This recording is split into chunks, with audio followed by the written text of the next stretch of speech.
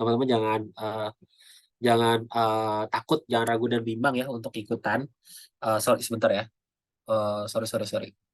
Oke, oke aman. Oke, jangan ragu dan bimbang untuk ikutan bootcamp dari expert karena memang sudah terpercaya, sudah ada 3.700 lebih alumni bootcamp kita yang sudah sukses di luar sana menjadi seorang profesional expert seperti itu. Nah, kita juga selain membersamai untuk rekan-rekan yang di sini pengen nge-upgrade karirnya, nge-upgrade skillnya secara personal ya. Misalnya di sini ada teman-teman HR, learning development, ada pemilik bisnis gitu ya yang ingin nge-upgrade skill karyawannya atau nge-upgrade skill timnya gitu ya. Bisa banget untuk mengontak kita, untuk menghubungi kita kalau teman-teman ingin membuat training berkelompok gitu ya dengan layanan yang kita punya namanya Expert for Corporation yang teman-teman nanti bisa untuk nge-request beberapa topik training yang ada di antaranya tentang cyber security, Microsoft Site, terus ada deep tech, ada Internet of Things, ada software development, PR, soft skill ataupun UI UX gitu. Jadi memang ada bervariasi materi dari Expert for Corporation ini yang nantinya teman-teman bisa request ke kita materi tentang apa. Bahkan sebenarnya nanti kalau yang nggak ada di CD pun bisa tetap di requestin ke kita ya. Jadi ada yang request contoh terakhir ini tentang materi soft skill untuk tim sales gitu ya. Jadi itu bisa banget di request ke kita. Nah, ada berbagai macam portofolio kita yang udah running dan sukses ya. Jadi ada kemarin pelatihan dari Peruri, ada pelatihan dari PLN, ada kelas juga ya, kelas bareng. Ini misalnya ada rekan-rekan dari SMK yang pengen bikin kelas industri, kita bisa membersamai untuk bikin pelatihan untuk satu kelas kayak gitu ya. Jadi kita udah running bareng SMK Anihayah dan SMK Wikrama gitu ya. Juga ada beberapa pelatihan di rumah sakit juga. Nah, ini case-nya untuk Rumah Sakit Tulungarejo, kita untuk pelatihan Microsoft Excel ya, seperti itu. Untuk tim dari Tulungarejo, kita juga bantu untuk beberapa perusahaan lainnya. Nah, itu mungkin sedikit insight dari kita tentang expert dari Sulfur Corporation. Nah, tidak akan berlama-lama, saya akan langsung akan menyerahkan untuk sesi pemateriannya pada malam hari ini untuk Kak Wan gitu ya. Kawan mungkin udah siap Kak untuk sharing bersama dengan teman-teman di sini? Ya, sudah siap nih Kak Yadi di malam ini nih. Oke, siap. Terima kasih kawan. Karena Oke, teman-teman juga mungkin udah gak sabar ya untuk dengerin materinya dari kawan. Jadi saya akan persilakan kawan untuk langsung memulai materinya. Terima kasih kawan. Oke, terima kasih Kak Yadi. Izin share screen ya. Ya, silakan Kak. Oke, nanti info ke aku ya Kak Yadi kalau screennya udah masuk atau belum. Oh ya, siap. Oke, Ya, sudah masuk Kak. oke, sudah masuk ya. Sudah Oke, masuk. baik. Oke, Mungkin di silakan awal Kak. kita bakal kenalan terlebih dahulu ya, teman-teman. Seperti itu. Oke, perkenalkan dulu. Nama aku Atuan. Tadi udah di intro juga ya sama Kak Yadi. Biasanya dipanggil Atuan atau Wan ya. Seperti itu. Biasanya di teman-teman kantor atau rekan-rekanku. Nah, untuk di sini aku mau intro dulu sebelum kita masuk ke materi. Seperti itu. Jadi aku harapan juga teman-teman ketika nanti ada yang ingin bertanya apapun itu kalau bisa on mic juga better ya. Jadi biar kita bisa saling kenalan juga nih teman-teman. Nah, sepak terjang buat berkarir dulu kali ya untuk di ranah HR. Jadi di awal aku mulai karir ini dari tahun 2019 pada saat itu. Jadi memang fokusnya di intern dulu, di rekrutmen juga. Yang ini jadi titik pertama sehingga akhirnya bisa sampai saat ini. Jadi pada saat itu aku lebih fokusnya untuk rekrut posisi sales ya, atau tipikalnya lebih ke massive hiring gitu. Nah, selanjutnya dapat kesempatan juga di awalnya di Rongguru, terus pindah ke Glints. Glints fokusnya lebih ke headhunter juga, mungkin tipikalnya lebih ke recruiter juga kurang lebih sama. Cuma memang kita lebih fokusnya untuk fulfilling sebuah posisi based on request dari kliennya Glints pada saat itu. Nah, memang fokus utamanya itu lebih ke posisi teknologi atau kadang-kala mungkin yang familiarnya kayak software eh, developer kali ya atau developer atau engineering seperti itu. Dan begitu lama pada dasarnya di Glins dan akhirnya bisa pindah lagi ke sebuah company baru itu dagangan. Pada saat itu dagangan umurnya masih 1,5 tahun masih baru banget. Aku join adalah orang HR ketiganya, tim rekrutmen keduanya. Dan di situ aku di sini cukup banyak bereksplorasi untuk ngeracik proses end to end ya, apalagi mungkin terkhususnya buat database hiringnya seperti itu. Karena nggak bisa kita pungkir kalau untuk talent acquisition, rekrutmen itu nggak hanya sekedar interview orang, terus kandidat tersebut masuk dan menjadi karyawan ya. Banyak proses bisnis di belakangnya atau dapurnya itu mesti dibenerin juga seperti itu dan cukup banyak exposure di sini. Kebetulan handle-nya untuk posisi yang non tech sama tech ya, familiarnya nih gitu.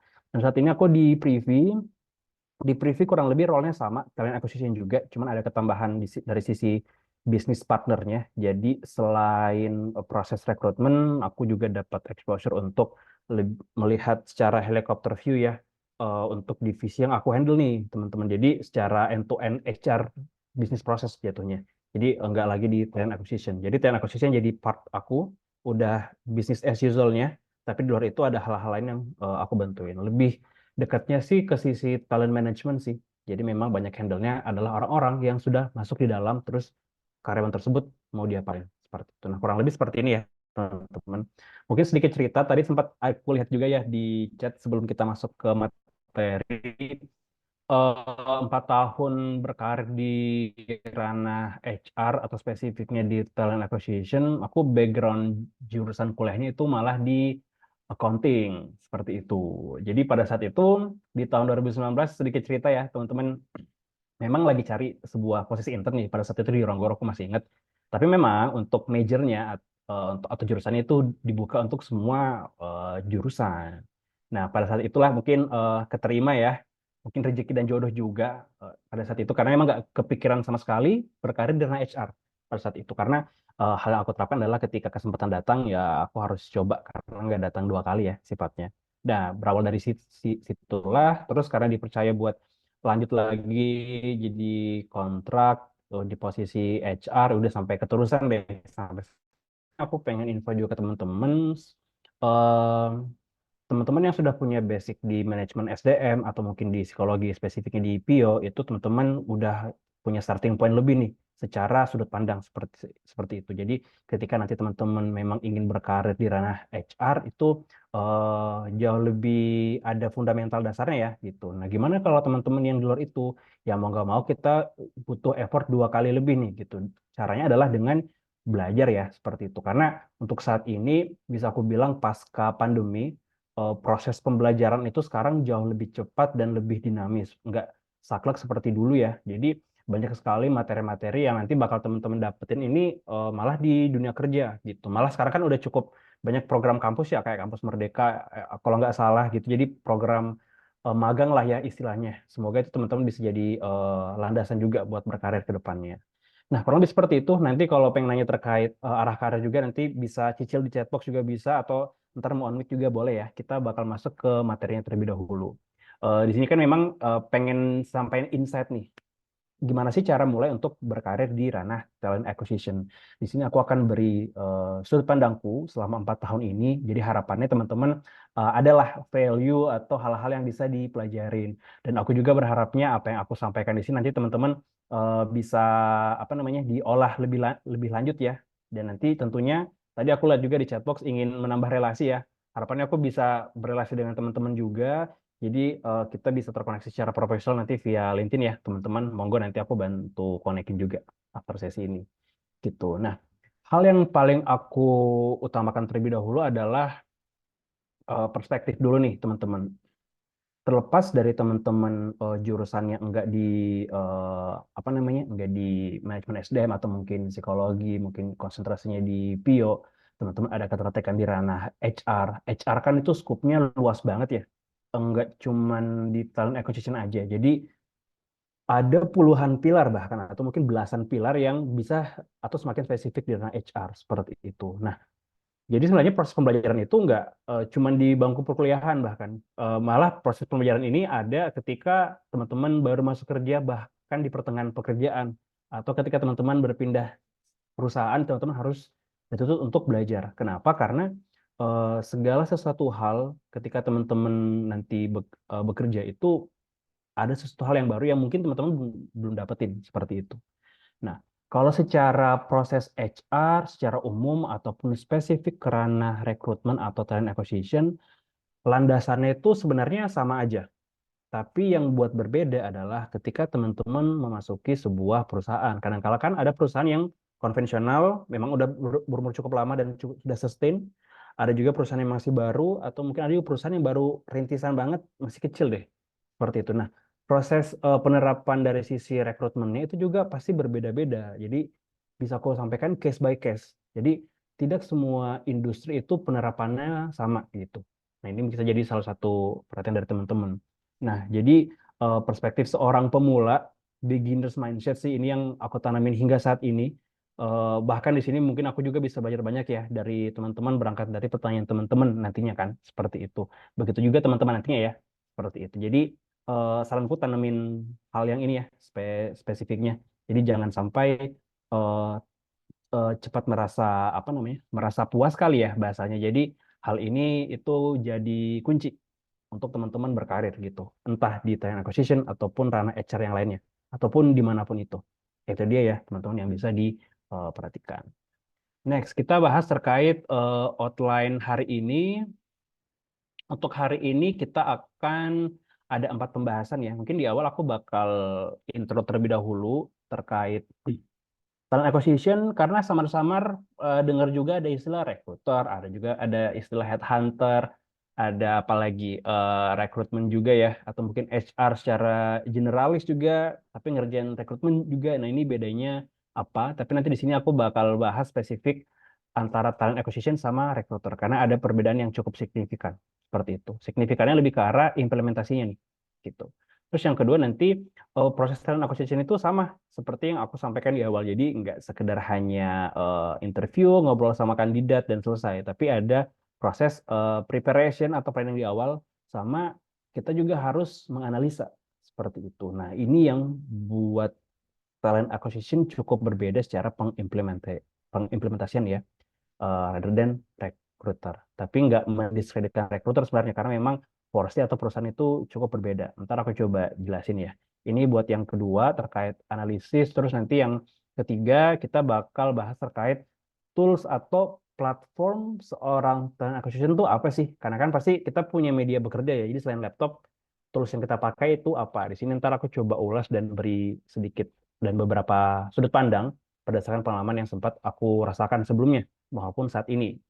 Terus yang terakhir terkait opportunity nih. Nah, ini dia yang paling dan mungkin sering ditanyain ya, atau malah jadi penasaran nih kira-kira kalau pengen berkarir di ini gimana caranya. Ini pasti banyak pertanyaan terkait hal ini. Nah, di sini ntar aku coba beri sudut pandangku. Nah, kurang lebih 4 hal ini ya nantinya yang bakal aku ulas sampai sesi ini nanti bakal selesai gitu. Nah, kita next dulu. Oke, sip. Nah, secara definisi dulu, apa sih sebenarnya talent acquisition itu? Jadi, dan sumber ini dari AI HR. AI HR ini sebenarnya asosiasi HR yang cukup besar di dunia dan memang bisa jadi landasan kita juga untuk mencari definisi HR dan beberapa sumber referensi HR. Jadi ini salah satu rujukanku sih sebenarnya.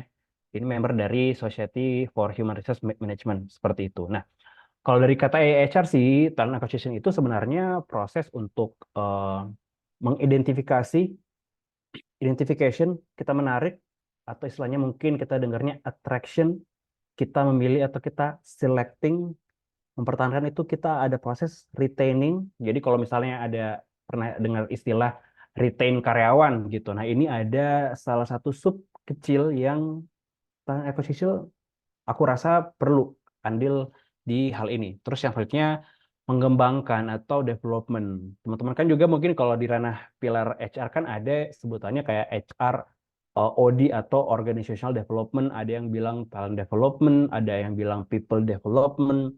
Cukup banyak hal seperti itu. Tapi di sisi ini talent acquisition perlu juga seperti itu karena secara end to end mungkin yang membedakan dari sisi talent acquisition adalah kita nggak hanya fokus untuk oke, kita cari posisi misalnya sales supervisor, udah cari masuk culture fit dengan perusahaan ini, oke secara administratif lainnya dan masuk, itu nggak bisa kita lepas aja. Kita mesti maintain juga. Nah, hal ini yang aku rasa cukup berbeda seperti itu, karena sifat kita bakal long term gitu. Nah, hal ini merupakan perjalanan karyawan dari awal hingga akhir. Akhirnya biasanya aku bilangnya sih lebih ke CE ya. CE ini itu sebutannya kandidat experience. Nah, istilah kandidat experience ini sebenarnya kita coba bangun pengalaman kandidat itu jauh lebih baik ya teman-teman di kandidat experience. Nah, hal ini yang jadi kunci utama sih. Cara fokus ke kandidat experience-nya ini adalah gimana caranya prosesnya itu bisa sesmooth mungkin. Karena kan cukup santer terdengar ya, misalnya kayak di ghosting HR-nya, terus HR-nya nggak ngebalesin, terus misalnya hasil interviewnya dan lain-lainnya nggak diinfoin. Nah, hal ini yang sebisa mungkin kita minimalisir karena memang kan HR juga manusia ya ada part dia lupa dan sebenarnya di sini kita juga perlu membantu kandidat biar mereka juga open ketika misalnya ingin menanyakan proses hiringnya gitu jadi enggak muluk-muluk satu arah dari HR atau talent acquisition-nya aja gitu. Nah, candidate experience adalah proses smooth kita buat sesmooth mungkin sampai akhirnya mereka onboarding atau masuk di perusahaan seperti itu. Jadi pengalamannya kita maintain banget. Jadi kayak kita jagain seperti itu. Kenapa? Karena ketika melakukan proses hiring, bisa jadi kandidat tersebut tidak jadi join bahkan mendekati hari pertama bekerja. Ini hal yang pernah aku hadapin beberapa kali bahkan seperti itu. Jadi di ghosting kandidat juga iya, bahkan mungkin dia menerima offer di perusahaan lain. Walaupun itu kita nggak bisa kontrol ya, itu hak eh, kandidat juga sebenarnya. Tapi biar dia punya trust dengan kita, kita berikan trust juga di awal seperti itu. Jadi ini salah satu bentuk definisi dari talent acquisition itu sendiri ya, teman-teman. Gitu dia. Kita next lagi. Jadi sebenarnya eh, apa yang aku sampaikan sebenarnya talent acquisition ini adalah rekan ya untuk pemangku jabatan siapapun itu di perusahaan atau kadang kala misalnya kayak stakeholder ya nama bekennya ya gitu. Jadi pemangku jabatan ini adalah user bisa atau kadang-kala juga bisa hiring manajernya atau mungkin beberapa pilar HR lainnya seperti itu. Jadi kita nggak bisa dan nggak boleh pasif. Siapapun tim yang kita bakal berkolaborasi bersama itu kita punya peran yang cukup penting.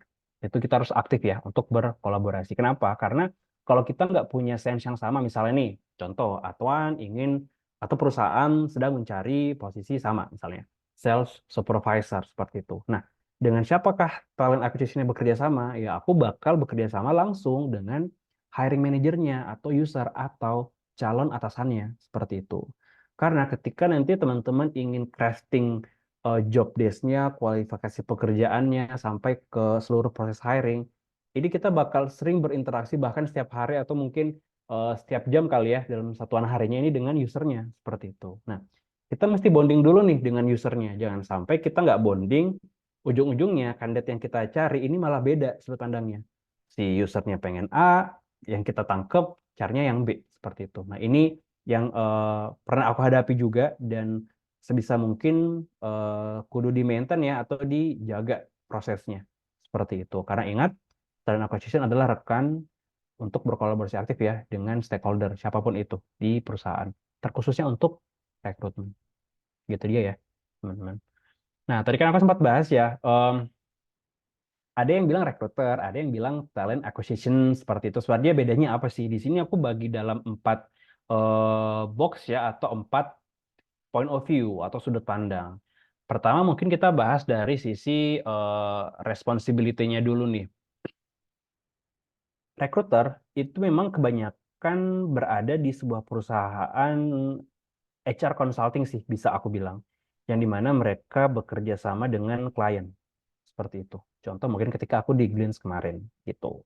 Jadi perusahaan yang outsourcing management yang memang mencari seorang kandidat untuk memenuhi kebutuhan kliennya itu rata-rata kita bilangnya as a recruiter atau mungkin headhunter atau mungkin recruiter atau recruitment consultant seperti itu.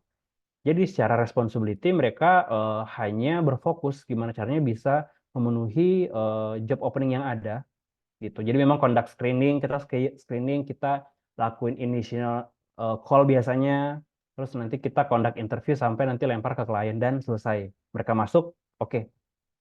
Kerjaan kita selesai, mari kita cari posisi lain lagi yang belum terfulfill seperti. Nah, ini recruiter. Flow-nya akan seperti itu. Meanwhile, kalau untuk yang di talent acquisition, karena kita berada di internal perusahaan, Jadi kita bilangnya internal recruitment ya. Mau nggak mau ya kita fokus untuk memenuhi kebutuhan untuk perusahaan kita sendiri seperti itu. Nah, biasanya di sini kita bakal eh, berperan aktif itu untuk long term-nya ya. Dari end to end-nya nih, mulai dari akhir sampai nantinya kandidat tersebut masuk. Tapi ketika mereka masuk, ya kita mesti maintain juga nih gitu. Karena biasanya orang pertama yang mereka percaya atau mereka familiar dan cukup rasa dekat seorang karyawan baru ini biasanya sering banget nanya ke rekruternya atau ke talent acquisition-nya gitu. Bilang, Mas, Mbak, cara buat ini gimana ya? Mbak, aku butuh ini. Biasanya kita dulu yang ditanyain. Biasanya kan ketika karyawan baru masuk, cukup nggak bisa kepungkiri cukup sungkan atau bingung ini mau gimanain, flow-nya seperti apa, bahkan mungkin sudah dikenalkan dengan timnya, pasti ujungnya masih tanya ke talent acquisition-nya. Nah, di sini kita perlu berperan aktif gitu. Jadi kita masih menjaga komunikasi. Bahkan mereka udah masuk pun seperti itu. Nah, ini dari scope responsibility ya. Jadi bisa dilihat perbedaannya sebenarnya gitu. Terus selanjutnya mungkin yang cukup relevan kita bahas relationship dulu ya antara recruiter sama talent acquisition. Kurang lebih sebenarnya dari sisi scope sama ya. Kalau recruiter sifatnya yang sempat aku paparkan tadi lebih ke transaksional kali ya bahasanya. Dan memang fokusnya lebih ke short term itu sendiri, fokus untuk fulfill job positionnya. Sementara talent acquisition ini more long term dan sifatnya strategik gitu. Bahkan kita sampai considering aktif sama passive kandidat itu sendiri dan stakeholdernya juga bahkan kita maintain langsung. Kadangkala kalau untuk bekerja di sebuah perusahaan headhunter itu ada spesifik orang memang yang menghandle kliennya langsung, kadangkala rekruternya juga handle langsung seperti itu. Ini bisa jadi exposure yang baik juga sih kalau teman-teman renanya nanti di headhunter ya, seperti itu. Tapi kurang lebih sebenarnya poin pentingnya adalah relationship gitu. Bedanya, rekruter ini kecenderungan kita banyak berkoordinasi dengan eksternal people, dalam hal ini klien. Sementara itu, kalau untuk di talent acquisition atau acap kali mungkin bilangnya internal recruitment ya, kita lebih fokus untuk maintain relationship-nya, lebih banyak porsinya dari sisi internal. Eksternalnya cukup di kandidatnya. Sementara kalau recruiter atau yang kerja di headhunter, kecenderungannya ini dengan kliennya. Dalam artian pihak luar ya, seperti itu. Itu dari sisi relationship-nya nih. Nah, sekarang kita fokus dari sisi time horizon-nya nih, atau dari sisi durasi waktunya. Hal yang paling penting adalah kalau recruiter ini immediate hiring gitu, secepat mungkin will be better. Bahkan ada eh, hal yang pertama dilakukan adalah untuk seorang recruiter atau headhunter itu ada targetnya dalam setiap bulan. Kayak kamu mesti nge-fulfill berapa job dalam satu bulan. Atau misalnya nggak bisa, kamu harus bisa beri klien itu berapa kandidat yang bisa diinterview. Atau masuk dalam tahap user interview. Atau berapa kandidat CV yang kita sudah proses. Jadi serba dihitung. Karena memang kita kerjanya by target seperti itu. Kurang lebih sama kayak sales ya, cuman yang kita proses lebih ke kandidatnya seperti itu. Nah, jadi immediate hiring. Jadi kalau misalnya udah close posisinya, ya udah kita bakal langsung cari lagi untuk uh, fulfill another position in other client misalnya. Itu cukup possible seperti itu. Jadi memang sifatnya cepat ya, gitu. Walaupun memang dalam praktiknya enggak 1 minggu 2 minggu juga sih. Kadangkala butuh sebulan ya dalam waktu rata-rata 1 atau 1,5 bulan tergantung posisinya. Semakin dia tinggi posisinya, misalnya medior to senior bahkan manager itu bisa up to 1,5 bulan bahkan 2 bulan gitu. Jadi tergantung. Terus kalau dari sisi talent acquisition kita itu bantu user untuk memprediksi kebutuhan di masa yang akan datang seperti itu. Jadi future hiring demands ya. Karena kan kalau recruiter misalnya di headhunting kita sifatnya nunggu job apa yang dibutuhkan kita cari. Talent acquisition kita lihat gitu. Ketika udah posisi salesnya di kota ini segini gitu, apakah di bulan depan atau kuartal selanjutnya tetap sama atau enggak? Kalau misalnya ada penambahan, ya udah kita udah mulai prepare dari sekarang, jauh-jauh hari seperti itu. Nah, ini dia yang berbeda ya dari sisi time horizonnya seperti itu. Terus selanjutnya terkait strategic planning. Nah, ini ranahnya ke strategik ya. Kurang lebih sama juga. dari sisi time, relationship, sama responsibility. Kalau untuk di strategiknya sendiri, berdasarkan pengalaman cukup kurang berinteraksi secara dalam sih terkait strategi organisasi atau perusahaan. Karena kan kalau di headhunting memang fokusnya lebih ke klien, strategi kita terhenti akan gimana caranya kita bisa fulfill kandidat itu more faster gitu. Nah, ini di salah satu halnya ya gitu. Karena kalau maintaining clients biasanya account manajernya ada scope posisi yang bekerja untuk menghandle hal tersebut. Karena kalau diberikan ke headhunternya atau headhuntingnya atau si pelaku ya, ini bakal jadi susah ya karena kan fokus kita adalah untuk nge-fulfill job immediately. Sementara kalau untuk talent acquisition sama seperti di time horizon, kita predict hiring demand ke depannya. Bahkan kita nge-forecasting. Forecasting ini sifatnya kita hitung-hitungan juga nih gitu. Kadang-kala kita bantu usernya bahkan misalnya ini aku handle departemen sales. Ya memang secara proses perekrutmen aku akan sering berinteraksi gitu. Pastinya si user juga butuh sudut pandang ya. Ya misalnya nih, Mas Atuan kira-kira ini bagaimana ya kebutuhan di kuartal depan atau tahun depan ini cukup possible nggak ya atau seperti apa ya? Nah ini nanti masuk ke ranahnya di manpower planning. Nah, manpower planning ini salah satu strategi bagian dalam sebuah perusahaan untuk nge-forecast kira-kira berapa sih kebutuhan kita di tahun depan. Seperti itu. Cara hitungnya adalah berdasarkan dari data tren tahun lalu. Gitu. Kenapa bisa sampai sejauh sana? Karena seorang talent acquisition atau internal recruitment, kita harus memberikan sebuah budget atau cost yang kita keluarkan. Bisa sampai ke sana ya pemikirannya. Dan butuh peran talent acquisition. Kenapa? Karena di lapangan yang cukup mengetahui pola, terus kecenderungan kandidat, terus posisi yang kita cari, atau perusahaan misalnya yang serupa juga cari posisi yang sama itu seperti apa strateginya. Jadi kita kayak mata-mata yang memang melihat secara langsung di lapangan. Sementara posisi acara yang lainnya ataupun mungkin atasannya talent acquisition ini hanya overview aja, helicopter view. Begitu juga dengan calon atasannya atau user atau hiring manager. Mereka tuh cukup tidak terpapar informasi di lapangan. Mereka cuma tahu kandidat yang disajikan talent acquisition itu yang mereka interview. Seperti itu. Nah, bagaimana caranya jangan sampai kita memberikan kandidat yang tidak selaras dengan kebutuhan perusahaan atau bahkan nggak culture fit seperti itu. Nah, biar caranya culture fit, ini mungkin sedikit poin penting juga buat teman-teman adalah ya kita harus mengetahui satu bisnis plan-nya perusahaan sama kita harus tahu day to day posisi itu ngapain aja gitu. Jangan sampai kita kosong ya. Ya ini salah satu hal yang penting untuk di talent acquisition. Jadi agak sedikit bermain pikiran juga sih agak sedikit kritis lah ibaratnya. Nah, ini ya teman-teman buat perbedaan antara recruiter sama talent acquisition. Nggak ada plus minusnya di sini karena memang semua tergantung kebutuhan dan tergantung di mana nanti teman-teman berada. Apakah di internal recruitment atau mungkin external recruitment. Dalam hal ini headhunting atau headhunter ya as a position. Itu dia ya untuk perbedaan itu. Nah, selanjutnya kita masuk ke poin kedua ya. Tadi sempat aku bahas analisis dan planning ya di talent acquisition. Ini cukup menarik karena sebenarnya empat hal yang aku paparkan di sini adalah yang teman-teman nanti bakal lakukan atau mungkin sudah ada di sini ataupun aku sendiri gitu. Talent acquisition harus peka dengan market di lapangan. Market dalam hal ini adalah kandidatnya seperti apa atau misalnya terkait karena kan kita bekerja pasti industrinya ada yang serupa atau mendekati seperti itu. Nah, biasanya pasti eh, kandidatnya cenderung misalnya apply di perusahaan A sama perusahaan B ya bisa jadi keduanya di apply kan seperti itu. Nah, gimana caranya biar kita attract nih talentnya seperti itu. Terus nanti bakal ada workforce planning. Workforce planning ini nantinya terkait kekaryawanannya kita bakal ikut sumbangsi.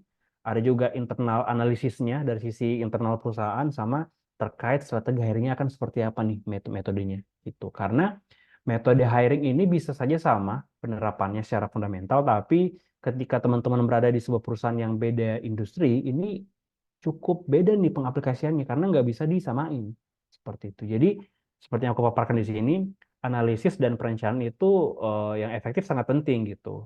Tujuannya buat apa? Agar kita selaras nih apa yang kita lakukan sebagai seorang talent acquisition ini tuh serupa dengan apa yang perusahaan izinkan. Jangan sampai ada misalignment atau kadang-kala kita sebutnya mishiring gitu. Aku sempat berada di posisi juga nih, ketika mereka kandidatnya nggak bertahan nih misalnya nih di sebuah perusahaan, berarti memang ada ketidakcocokan seperti itu. Nah ini kan memang peran pentingnya nggak cuma di talent acquisition ya, juga di usernya. Nah ini aku coba breakdown jauh lebih detail ya terkait 4 poin hal ini nih. Aku next dulu. Oke, kita fokusnya ke marketnya dulu ya. Di marketnya di sini sebentar, on pen. Oke, di market ada 3 poin di sini terkait demografi, skill set sama kondisi. Apa sih yang mesti talent acquisition lakuin ketika ingin mencari sebuah posisi? Sama aku ngambil contohnya sales lagi ya. Kita fokusnya ke sales PV, sales supervisor. Anggaplah kita mencari posisi sales supervisor. Sebelum mencari apa yang mesti kita lakukan, kita fokus dulu ke demografinya gitu. Poin penting ketika teman-teman job posting di sebuah job platform, pastikan teman-teman semua sudah berkolaborasi ya dengan user atau hiring manajernya terkait posisi ini butuhnya cewek atau cowok seperti itu, atau di range umur berapa. Hal ini dicatat ya, jangan sampai ditayangkan di sebuah job platform gitu. Aku sangat tidak menganjurkan ketika teman-teman nanti berkarir di ranah ini dan tulis job post ini nanti mencari spesifik gender atau mungkin ras atau mungkin agama dan lain-lain ya. Jadi informasi terkait hal tersebut sebisa mungkin tidak perlu dipaparkan. Tapi kalau usernya punya preferensi, itu screeningnya ketika di belakang aja, nggak usah di depan seperti itu. Ini kan kita bisa buat inklusif juga ya, gitu. Jadi demografi ini pasti menentukan karena tergantung nih. Bisa jadi contoh aku sempat di ranah kerjanya mungkin di ranah di warehouse seperti itu. Ada spesifik posisi yang memang butuh seorang laki-laki seperti itu. Karena kan biasanya warehouse runningnya 24 jam ya gitu. Kita mempertimbangkan juga ketika memang nanti dia sudah berkeluarga, punya anak, ini bisa kita minimalisir seperti itu. Jadi memang ada beberapa job posisi yang sesuai preferensinya si user seperti itu. Tapi ingat, ini kita mesti akses secara internal aja, nggak boleh di announce ya, seperti itu. Ini demografi kurang lebih seperti ini ya. Jadi kita akses dulu tergantung posisinya untuk apa, skill setnya juga gitu. Kadangkala untuk cari spesifik contoh nih, baik lagi ke sales supervisor, misal teman-teman berada di sebuah perusahaan, anggaplah di retail misalnya. Otomatis kandidat-kandidat yang punya background yang serupa, yang mungkin di ranahnya retail juga deh, walaupun produknya beda, ini cenderung akan jauh lebih cepat untuk beradaptasi dan familiar dengan bisnis flow-nya atau workflow-nya daripada teman-teman nanti cari sales tapi beda industri seperti itu. Nah, hal ini sebenarnya nggak ada aturan baku. Gantung nih, apakah perusahaan teman-teman nantinya nih, misal jadi TA, itu butuh orang yang cepat dan bisa beradaptasi, atau malah butuh di beda industri gitu. Kadang-kala industrinya retail tapi butuh yang dari misalnya dari health tech gitu, dari perusahaan salesnya di bagian kesehatan kan ada juga ya yang jual alat kesehatan tuh. Nah, siapa tahu memang usernya pengen sudut pandang yang lain atau ide yang lain. Jadi ada diverse juga nih timnya gitu. Salesnya dari beragam macam background untuk menghasilkan sebuah ide seperti itu. Ini bisa juga teman-teman. Jadi disesuaikan ya dari sisi market. Jadi mau nggak mau teman-teman harus cari juga biasanya gitu. Terus kondisi geografis. Nah, nggak bisa kita pungkiri, tidak semua perusahaan itu punya cabang di mana-mana. Ada yang cuman cabangnya ada 2, ada yang cuman di sebuah kota aja gitu. Nah, teman-teman perlu perhatiin. Ini kan salah satunya adalah terkait rate gitu. Misal teman-teman di perusahaan di kota A sama kota B ini mungkin dari sisi salary ya, itu UMK-nya jauh berbeda dengan di tempat saat ini gitu. Nah, teman-teman harus menyesuaikan seperti itu karena akan cukup sulit untuk teman-teman mencari orang-orang yang dari luar daerah atau mungkin nggak menetap atau nggak familiar di daerah tersebut gitu. Nah, ini mungkin perlu jadi perhatian ya terkait kondisi geografis. Itu dia. Itu terkait market, terus kedua terkait internal. Teman-teman udah analisis secara eksternal. Di internalnya kira-kira cocok nggak? Nah, ini teman-teman perlu evaluasi juga nih kapabilitas karyawan. Sejauh apa sih kita apa nge-evaluasi di sininya? gitu. Kadangkala ketika ada penambahan sebuah posisi itu pasti ada dua kemungkinan. Satu, memang dari sisi perusahaannya itu lagi grow.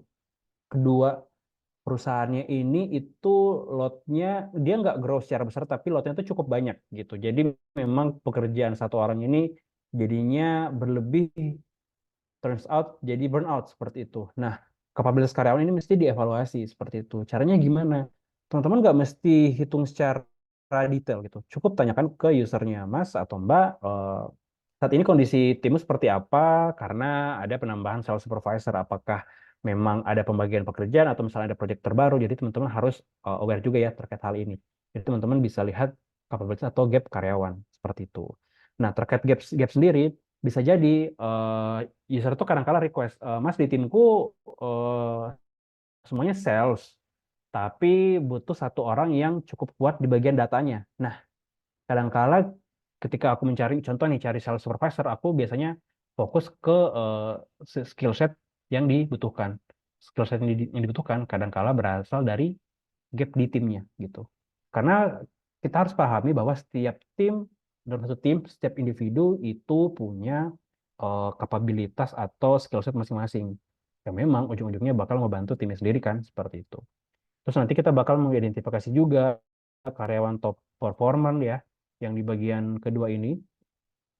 Kenapa? Karena karyawan yang top performer ini bisa jadi acuan sebenarnya, seperti itu. Kadang-kala ketika aku cari CV, mungkin di posisi sama ya, sales supervisor nih. Contohnya ya, CV rujukanku adalah dari internal karyawannya sendiri. Itu bakal jadi benchmark sebenarnya. Seperti itu. Nah, ini kita mesti bantu mengidentifikasi juga sebenarnya. Sesimpel nanyain ke usernya, Mas, Mbak, timmu yang high performer atau high achiever-nya ini siapa aja nih? Nah, ini bisa dijadiin landasan CV-nya. Karena kalau aku berpatokannya dari sana malah. Seperti itu. Nah, ini untuk di posisi spesifik ya, yang memang membutuhkan untuk pengalaman kerja. Seperti itu. Terus yang ketiga ini terkait program atau saran pengembangan dan pelatihan.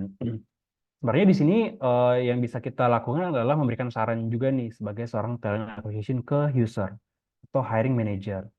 Nah, karena kan karena kita menemukan gap inilah si karyawan yang nggak perform, karena nggak perform jadi burnout, kerjaan numpuk, butuh orang kan nambah cost seperti itu.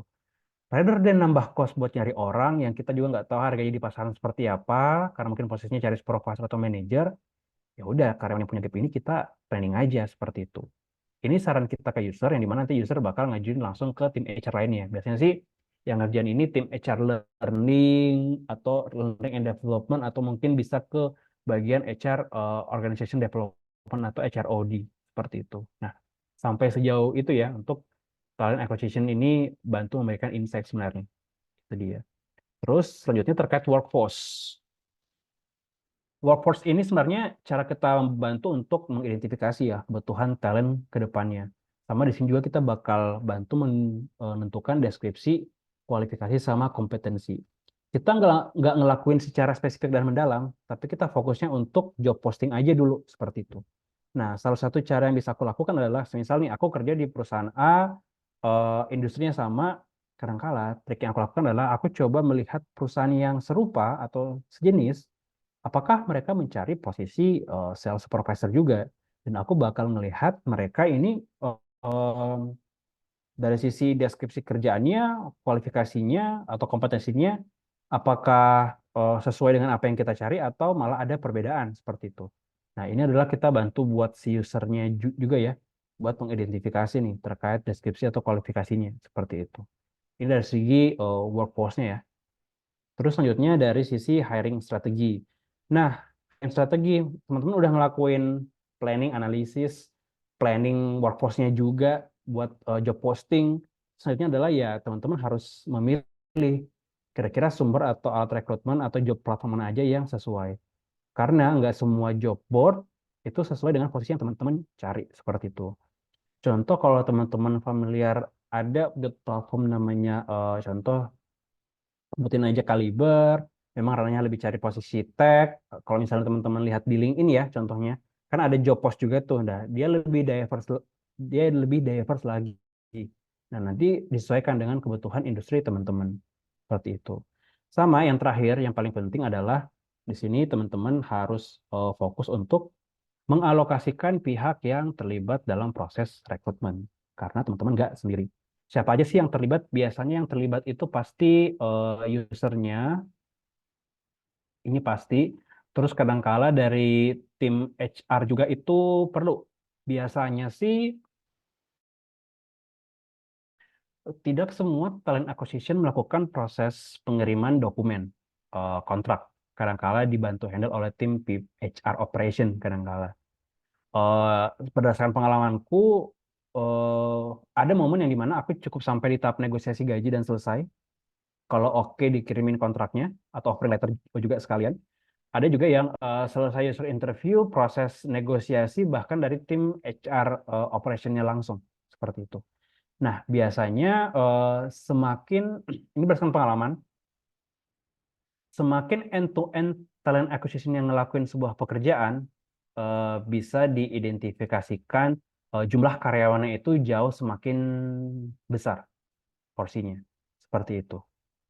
Kenapa? Karena memang skopnya jauh lebih spesifik. Bayangkan aja kalau misalnya HR-nya udah ribut ngurusin misalnya BPJS Kesehatan, hitung PPh satu, terus aktivitas kekaryawanan yang lainnya. Nah, kadangkala proses negosiasi sama kirim kontraknya ini biasanya langsung dari talent acquisition-nya, seperti itu. Nah, jadi ini balik lagi sesuai dengan scale atau size perusahaannya. Nah, ini dia ya terkait analisis dan planning sebagai seorang talent acquisition.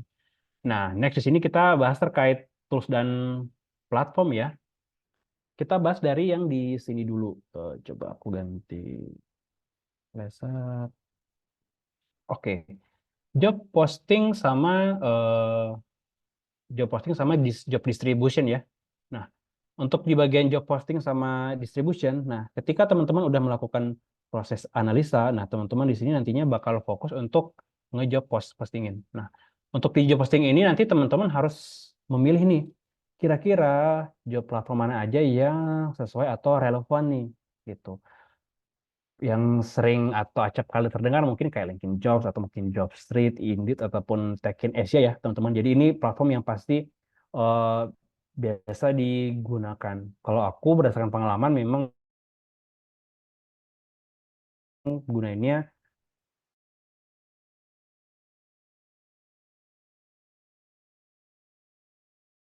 Jobstreet.com ya untuk memarkan itu dia. Kadangkala ada juga sosial media juga bisa sebenarnya gitu. Biasa kadangkala buka sosial media ada linknya dan nanti directnya entah itu ke job platform yang ada di sini atau kadangkala juga mungkin langsung di Google Form itu bisa juga seperti itu. Nah biasanya kan tergantung size perusahaannya lagi ya teman-teman gitu dia. Nah, Ocean di sini nanti adalah ada namanya applicant tracking system. Sedikit cerita tentang applicant tracking system. Tidak semua perusahaan menggunakan ATS. Kenapa? Karena ATS itu cukup pricey. Cost-nya lumayan seperti itu. Jadi memang untuk perusahaan yang sudah sustain besar dari sisi kemampuan finansial udah cukup oke dan bisa memproduk ATS, biasanya udah pakai platform ini seperti itu. Jadi udah nggak pakai hal yang manual. Aku sendiri pengalamannya cukup banyak malah dari sisi manualnya ya. Manual ini pakai spreadsheet bahkan atau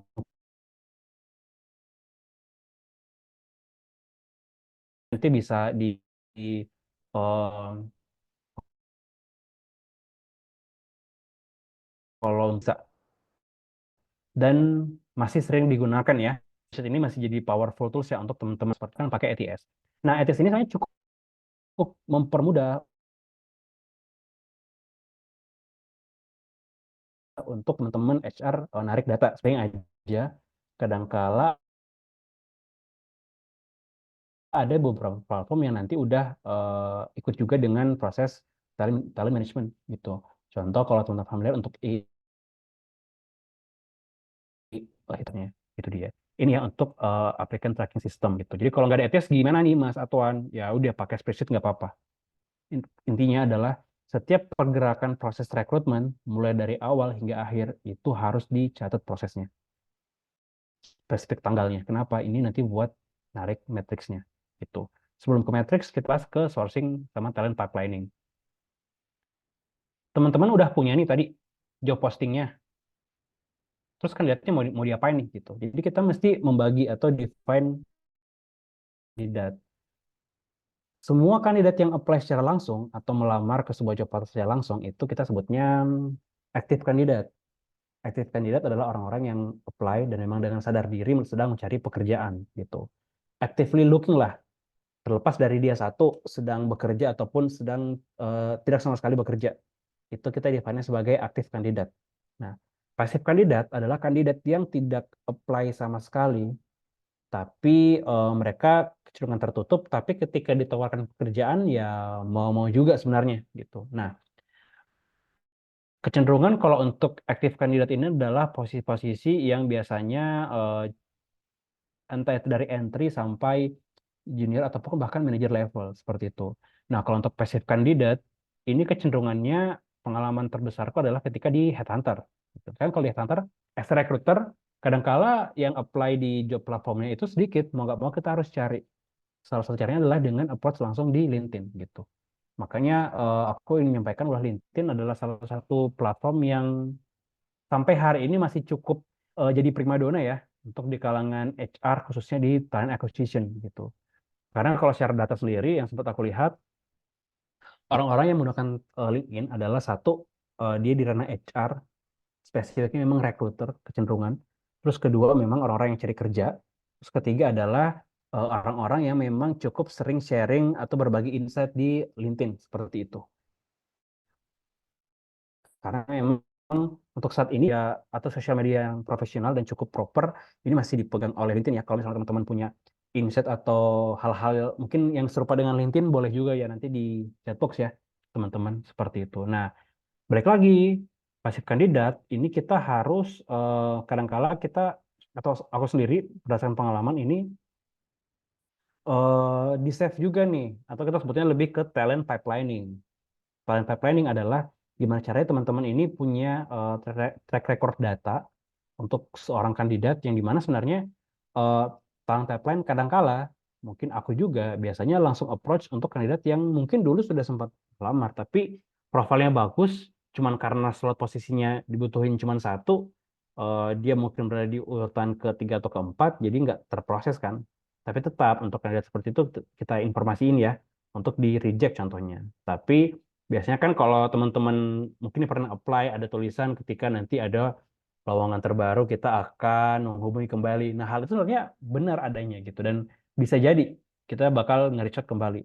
Terlepas dari satu dia udah dapat kerjaan atau memang masih mencari ya seperti itu. Jadi tahap sourcing dan talent pipeline ini cukup penting gitu. Yang di mana nanti datanya disimpan di mana?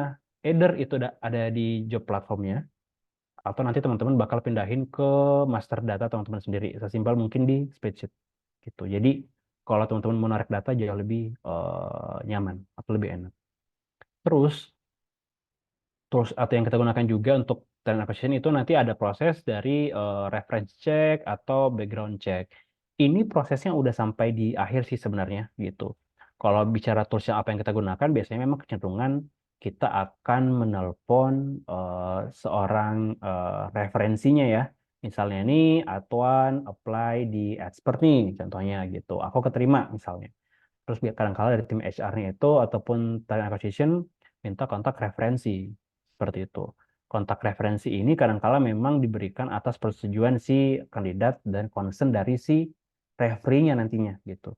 Jadi biasanya aku harus memastikan, misalnya ini keterima di perusahaan A gitu, Mas Mbak, aku ingin melakukan reference check, bisa di-share kontak yang bisa dihubungi ya, yang dimana nanti kita bakal menanyakan seputar ranah kerjaan secara profesional seperti itu. Tapi eh, paralel minta concern dari yang bersangkutan untuk dihubungi. Karena kan kalau terkait nomor kan sifatnya privasi ya, seperti itu nggak bisa disebarkan ya.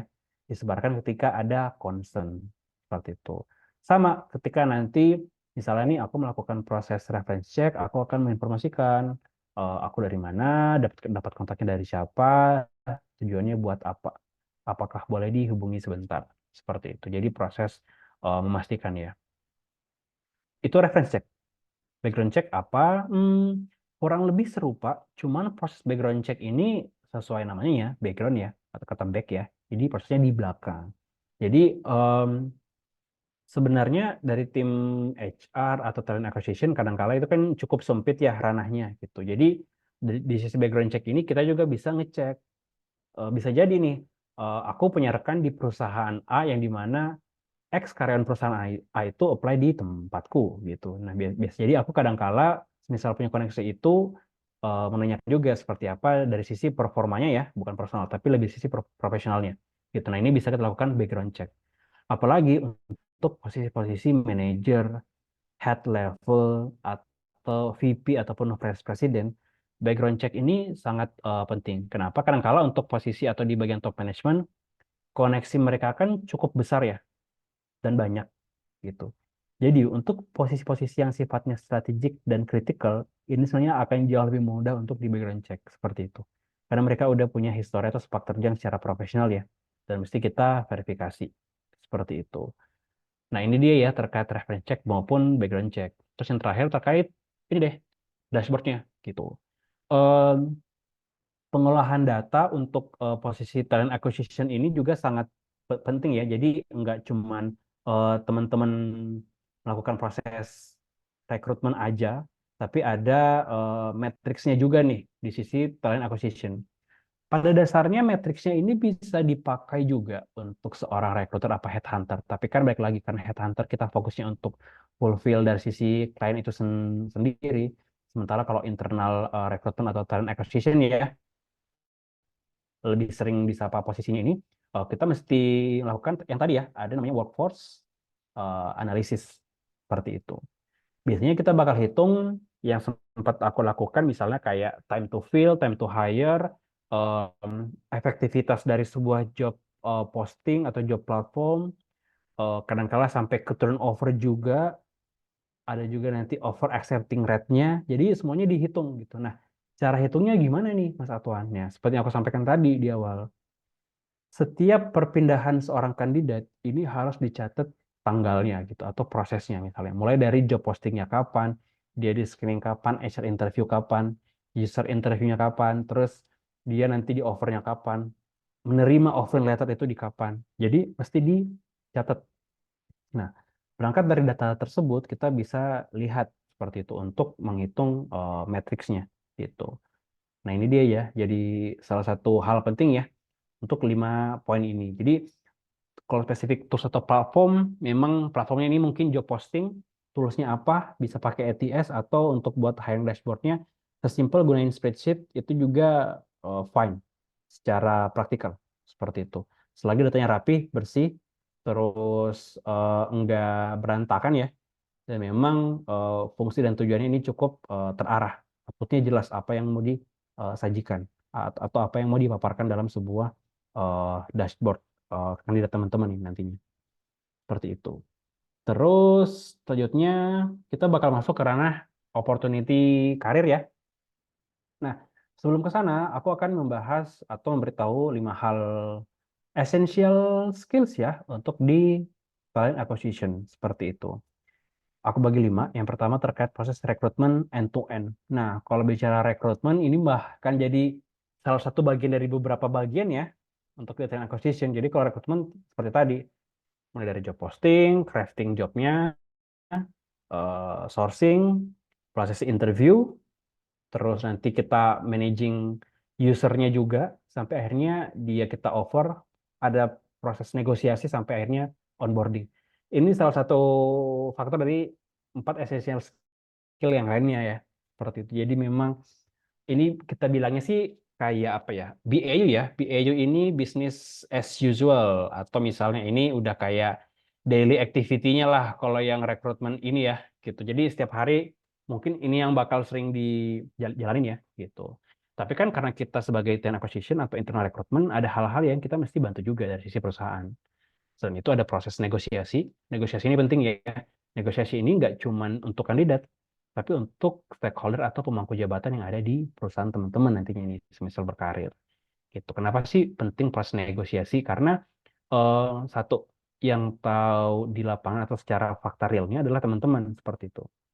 Kadang-kala manajemen hanya melihat secara overview atau helikopter view. Akan sangat wajar ketika mereka punya pendapat yang berbeda nih dengan kita. Nah, proses negosiasi ini akan menjadi salah satu hal kadang-kala alot, kadang-kala mungkin jadi menarik juga ya dari sisi komunikasi.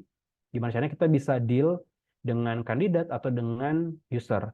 Kalau user sih aku lebih fokusnya managing their expectation. Jadi ekspektasi mereka kadang-kala kan user tinggi banget ya. Misalnya nih cari sama sales SPV deh, butuhnya orang yang 10/10 deh. Tapi kan share realnya nggak 10/10. Bahkan dari ring yang ada di job posting itu mungkin nggak semuanya mereka pernah lakukan. Tapi kita cari 3 poin penting aja itu bisa juga sebenarnya. Itu dari sisi negosiasi. Terus ketiga dari sisi interpersonal skill. Interpersonal skill ya ini fokus teman-teman untuk dari diri keluar ya, pas komunikasi seperti itu. Nggak akan pernah berhenti, bahkan bakal sering ngomong ya untuk di posisi HR ya, secara cakupan luasnya, apalagi di talent acquisition setiap hari interview orang, terus ngobrol dengan berbagai macam orang, terus kita harus decide apakah dia cocok apa enggaknya, kita deal dengan user. Jadi sisi kemampuan interpersonal kita harus fundamentalnya harus kuat juga nih, seperti itu. Karena pola komunikasi ini menurutku bakal diasah sih teman-teman, akan sangat dipahami ketika teman-teman pertama karir masih bingung ini mesti gimana caranya. Jadi as time goes by lah gitu. Aku pun bisa seperti saat ini karena memang ada proses yang dilalui ya, dan proses itu cukup sulit tapi menurutku teman-teman pasti bisa menjalaninya gitu. Dan ini bakal kebentuk sih sebenarnya. Bentuknya itu ya berdasarkan dari case-case yang teman-teman bakal hadapi nih nantinya gitu. Keempat, terkait data analisis. Nah, ngomongin data, eh, mungkin cukup sering terdengar ya kayak ini ngomongnya asumsi aja nih, nggak ada buktinya gitu. That's why tadi yang sempat aku sampaikan, sesimpel di proses rekrutmen ya teman-teman harus bisa catat ya progresnya seperti apa. Karena dengan data ini teman-teman bisa menunjang kemampuan teman-teman khususnya di talent acquisition. Contoh konkretnya seperti apa nih Mas? Misal ada yang tanya nih. Contoh konkretnya gini, teman-teman mencari seorang sales supervisor lagi ya. Contohnya tetap sama, sales supervisor, nggak ada yang apply sama sekali, atau bahkan ketika sampai di sesi HR interview mungkin lolos tapi ketika di user mental semua, nggak ada yang oke, atau bahkan mungkin CV yang masuk kok nggak sesuai, bahkan yang lamar 100 orang tapi yang oke cuman 10 atau mungkin less than 10, ini ada apa gitu. Nah, teman-teman harus bisa gather dari data tersebut. Data kan bentuknya bermacam-macam ya, ada yang sifatnya kualitatif, ada yang sifatnya kuantitatif, ada yang sifatnya dalam bentuk apa namanya, demografi ataupun kondisi geografis ya, seperti tadi di bagian market analysis. Nah, ketika teman-teman punya data pendukung atau evidence atau bukti, nah ini teman-teman bisa sajikan ketika teman-teman sebagai talent acquisition mendapatkan case ya, atau trouble, atau sebuah permasalahan, atau mungkin bottleneck atau kendala seperti itu. Nah, kendala yang teman-teman hadapi itu harus diselesaikan dengan data yang mendukung untuk menjadi sebuah bukti atau evidence gitu. Jadi enggak hanya sekedar asumsi ya, jangan sampai kita juga bias ya dalam menentukan sebuah pilihan tapi nggak ada backgroundnya seperti itu. Backgroundnya itulah dari data ini seperti itu. Terus yang terakhir, ini adalah hal yang paling penting menurut aku terkait product knowledge ya. Sering kali kandidat menanyakan, Kak atau Mas, Mbak, di perusahaan ini sebenarnya fokus jualannya lebih kemana sih gitu, atau proses bisnisnya kayak gimana sih? Eh, ada cabang di tempat yang lain nggak kayak gitu? Atau misalnya teman-teman berkarir di ranah perusahaan startup ya yang memang pakai aplikasi, aplikasinya ini emang cuman bisa untuk ini aja ya? Oh ya, Mas, Mbak, aku pernah coba aplikasi, cuman kok agak kayak gini ya. Nah, kadang-kala hal atau pertanyaan tersebut acap kali datang ya, seperti itu. Jadi memang teman-teman harus bisa pasti atau paham juga nih secara pengetahuan terkait produk atau perusahaan teman-teman. Sesimpel bisnisnya itu bergerak di bidang apa, fokusnya kemana, tujuannya untuk apa, persebaran kita di mana, dengan perusahaan ini hadir, impact kita apa. Nah, hal-hal seperti itu sebenarnya yang teman-teman mesti tahu. Kenapa? Ketika proses HR interview, kita juga sekaligus memasarkan atau nge-marketingin nih perusahaan kita gitu. Jadi kita coba attract juga gitu. Nah, ini hal yang cukup penting ya terkait wawasan produk gitu. Nah, caranya gimana sih Mas Satuan ketika kita ingin paham terkait produk? Biasanya sih aku bakal sering dekat dengan tim operation atau tim salesnya. Kadang-kala kan mereka yang roda penggerak ya dalam sebuah perusahaan, atau misalnya teman-teman atau ada stakeholder atau pemangku jabatan yang bisa diajak untuk berdiskusi. Saranku dibuatkan sebuah sesi terkait produk perusahaan teman-teman itu ke tim HR biar jauh lebih paham. Jadi teman-teman nggak hanya ngerjain day to day aja atau BAU ya, business as usualnya aja nih. Teman-teman harus paham dengan produk. Dengan teman-teman paham dengan produknya ini, teman-teman nanti punya insight yang besar ya. Jadi bisa 100% itu bisa menjawab pertanyaan dari kandidat. Jadi jangan sampai nanti bingung nih menjawab apa. Oh, nanti ditanyain aja ya ketika masuk ke sesi user. Nah, untuk hal-hal yang seperti itu seharusnya teman-teman bisa bantu. Nanti terkait teknis ini bisa ditanyakan ke sesi user interview nih, semisal lolos. Nah, ini dia ya. Karena kadang-kala proses rekrutmen ini harus dua arah ya, teman-teman. Bisa dari kandidatnya nge-assess perusahaannya atau kita nge-assess kandidatnya. Seperti itu. Dan yang selanjutnya, nah ini mungkin yang ditanya teman-teman ya. Seperti itu. Ini sumbernya dari sama AI HR juga. Ini merupakan infografis yang hampir eh, ataupun cukup serupa ya, sesuai dengan kondisi real yang ada di lapangan seperti itu. Nah, saat ini semisal teman-teman pengen jadi seorang talent acquisition ya. Tadi di sini nih, tuh. Di samping kirinya ada rekrutmen consultant ya. Nah, rekrutmen consultant ini sebenarnya lebih ke recruiter ya, atau headhunter yang nge-fulfill untuk posisi-posisi posisi klien ya, seperti itu. Nah, ranah karirnya ini bisa sejauh apa sih kalau untuk sebagai talent acquisition? Nah, kalau untuk scope di HR ini memang kebagi empat. Ada yang sifatnya advisor, ada yang sifatnya service champion atau ranah di operation kali ya bahasanya. Ada solution architect, ini adalah roda penggeraknya gitu. Si talent acquisition ini sebenarnya ada yang sifatnya strategis. Jadi semakin naik ke atas, ini nanti akan fokus ke posisi senior ya, seperti itu. Nah, apakah bisa mungkin ketika teman-teman udah di ranah HR nih, tapi pengen cobain HR yang lain itu jauh lebih besar kesempatannya seperti itu. Nah, contoh misalnya aku saat ini background pengalaman sebelumnya di talent acquisition, sekarang malah lompat di ranah HR business partner seperti itu. Nah, ketika di sini apa sih yang mungkin saat ini aku lakukan? Saat ini aku lebih fokus untuk maintain stakeholder atau user yang aku handle saat ini. Gimana caranya bisa ngasih overview secara besar terkait karyawan mereka saat ini kondisinya dan kira-kira apa yang bisa dikembangkan seperti itu. Jadi ini tahap fase yang lebih lagi. Tapi kalau teman-teman nanti fokusnya di ranah TNI acquisition ini nanti bisa bergerak naik seperti itu.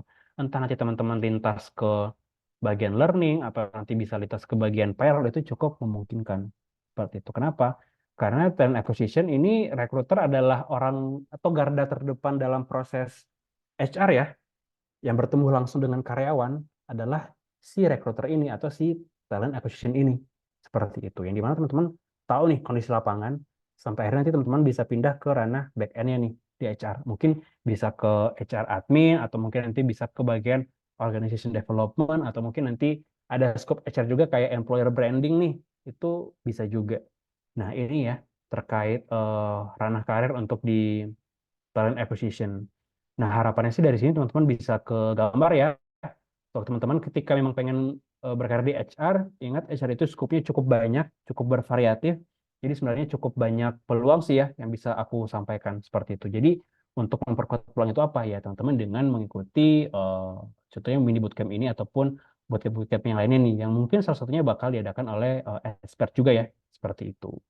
Nah, mungkin seperti ini ya Kak Yuda untuk penyampaian atau pemaparan materi dariku nih. Nah, mungkin setelah ini ada sesi selanjutnya ya dari teman-teman expert sebelum kita masuk ke ranah Q&A nih, teman-teman. Seperti itu. Oke, aku balikin lagi ke moderator ya, Kak Yuda. Ya, terima kasih kawan. Oke, jadi buat teman-teman yang sudah penasaran ya buat pengen bertanya, kita wrap up dulu gitu ya. Jadi teman-teman silakan untuk apa namanya rumuskan pertanyaannya kayak gitu ya. Aku izin untuk share screen mungkin boleh kawan? Oh ya. Oke, siap. Izin saya screen dulu sebentar. Oke, mungkin tadi juga udah di-share ya sama rekan kami dari CRM untuk presensinya. Nah, sekedar mengingatkan buat teman-teman di sini mungkin yang masih belum presensi, silakan untuk presensi dengan mengisi di link s.id ataupun bisa di screenshot ataupun teman-teman untuk CRM bisa untuk share lagi ya di akun Zoom ataupun di apa namanya chat Zoom-nya. Jadi teman-teman ataupun untuk teman-teman bisa di scroll up lagi gitu ya chat untuk presensinya gitu. Jangan lupa untuk presensi teman-teman silakan usikan form presensinya dengan nama yang benar ya. Sekali lagi silakan isikan dengan nama yang benar karena nama yang benar ini nanti akan digunakan sebagai indikator teman-teman di sertifikat gitu ya. Jadi supaya meminimalisir nanti untuk sertifikatnya diperbaiki kembali. Oke, untuk selanjutnya sebelum kita masuk Q&A, jadi teman-teman yang punya pertanyaan silahkan untuk scan barcode di bawah ini ataupun bisa buka langsung menti.com terus isikan kodenya 55128420. Jadi teman-teman bisa masuk ke halaman mentinya yang ada di screen ya. Jadi halaman menti untuk malam hari ini. Nah, teman-teman silakan masukin pertanyaannya di sana ya. Jadi teman-teman untuk pertanyaan akan dikumpulkan dan dijawab via menti. Terus teman-teman silakan untuk pertanyaannya digunakan format nama underscore pertanyaan seperti itu. Jadi supaya nanti teman-teman yang ingin bertanya ketika kawan nanya itu menjawab sorry itu akan dijawab menggunakan namanya gitu ya. Jadi nanti kalau ada yang mungkin ingin dikonfirmasi lebih mudah gitu ya. Oke, itu terus selanjutnya saya izin untuk menjelaskan ya bahwa expert itu punya sebuah kesempatan buat teman-teman semua yang tadi mungkin sudah disampaikan oleh Kak Wan ya. Jadi ada berbagai macam peluang buat teman-teman di sini yang pengen jadi seorang talent acquisition gitu ya. Jadi teman-teman bisa banget buat berkarir menjadi seorang talent acquisition bersama expert gitu ya. Baik untuk fresh graduate buat teman-teman mungkin di sini tadi aku udah lihat juga di kolom chat ya banyak banget yang best by experience tadi di sini fresh graduate yang lagi pengen nyari portofolio, menambah ilmu, menambah skill gitu ya, supaya nanti pas nyari kerja lebih gampang, itu bisa banget buat ikutan bootcampnya expert, ataupun buat teman-teman yang sudah bekerja maupun belum bekerja yang masih kuliah gitu, tadi aku juga lihat beberapa yang masih kuliah gitu ya, entah di bidang yang sejalan dengan HR gitu ya nantinya, ataupun mungkin ya cukup jauh gitu ya, itu nggak masalah teman-teman bisa juga untuk upgrade skill ini karena nanti banyak banget ilmu berkaitan dengan rekrutmen, dengan pengelolaan human resource yang teman-teman bisa dapatkan di bootcamp HRTA-nya expert. Nah, teman-teman yang pengen career switch juga ya, tadi ada yang dari sales, ada yang dari admin, itu yang pengen jadi HRTA yang mungkin merasa punya set skill yang disampaikan Kak Wan tuh ya, ada ketelitian dalam mengelola data ataupun tertarik untuk ngulik-ngulik profil kandidat gitu ya, bisa banget untuk switch karir gitu ya buat menjadi seorang talent acquisition dengan mengikuti bootcampnya expert gitu ya karena nanti kesempatan untuk jadi talent acquisition ini bisa banget untuk digunakan untuk modal berkarir di perusahaan-perusahaan baik nasional maupun multinasional nih seperti kawan yang bekerja di salah satu startup kebanggaan Indonesia ya di Privy gitu salah satu pionirnya tanda digital kayak gitu. Oke, dari aku itu saya akan memanggil untuk teman kita yang dari CRM yang akan memberikan info menarik nih buat teman-teman sekalian tentang bootcampnya expertnya. Boleh kita untuk menyapa Kak Fatiha? Halo Kak Halo, Fatiha. Mas Yadi, Kak Yadi, Halo. Kak boleh Mas boleh gitu ya apalah. Kak Yadi ya. Iya, halo. Oke, ini mungkin belum bentar. Aku mungkin belum melihat. Nah, dia ada aman. Oke, Kak Fatia udah siap untuk menceritakan tentang bootcampnya expert? Sudah dong. Oke, silakan Kak Fatihah berbagi screen. Ah, dari Mas Yadi deh. Oh, dari aku aja. Oke, oke, oke. Oke, aman? Ntar, belum. Oke, terima kasih Kak Yadi. Kak Yadi next dulu. Oke.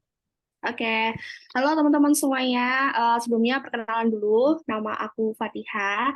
Aku tim CRM dari Expert ya. Jadi pada malam hari ini aku bakal kasih informasi ke teman-teman tentang salah satu kelas yang ada di Expert ya. Jadi ada kelas Intensive Bootcamp HR Talent Acquisition. Nah, di sini kita sudah batch 2 ya, bener ya Kak Wan ya? Karena kemarin sudah Kak Wan juga ngisi di batch pertama dan di batch kedua ini akan ada tambahan lagi dari Kak Embun Savana. Jadi intensif bukan ini akan diisi oleh Kak Atwan Sofiar dari Privi dan juga ada Kak Embun dari iCrowd. Nah, apa sih yang menjadi faktor buat teman-teman kenapa sih ambil kelasnya di Expert? Nah, yang pertama harganya murah ya, teman-teman. Jadi untuk harga 399.000 itu lumayan murah banget. Kalian bisa bandingin sama kelas di tempat lain gitu ya. Terus udah ada 3.500 alumni dari Expert. Nah, jadi sepertinya mempunyai beberapa kelas ya teman-teman, dan ini sudah ada 3.500 alumni. Jadi Expert sudah terbukti secara kredibilitasnya juga dan juga secara kualitasnya ya pastinya. Dan selanjutnya juga ada 8 kelas ya, 8 kelas live class session selama 1 bulan. Jadi kelasnya ini tuh nggak rekaman ya guys, jadi bukan video. Jadi kelasnya ini langsung dengan mentornya, di live class langsung dengan mentornya. Jadi teman-teman nanti bisa tanya-tanya langsung sama mentornya, terus bisa diskusi juga sama teman-teman yang lain, jadi tidak dengan video aja gitu. Oke, selanjutnya ada professional branding, ada psychological online assessment. Jadi nanti di sini juga ada tesnya ya teman-teman tentang bakatnya gitu ya. Ada tambahan tes juga ya. Kayaknya ini juga di bootcamp lain nggak ada ya. Jadi cuma di Expert aja yang ada tambahan tesnya, minat dan bakat gitu. Terus ada sertifikatnya juga. Nah, teman-teman pasti banyak banget yang cari sertifikatnya ya, karena bisa buat nambah value CV-nya teman-teman kalau teman-teman pernah ikut bootcamp gitu ya.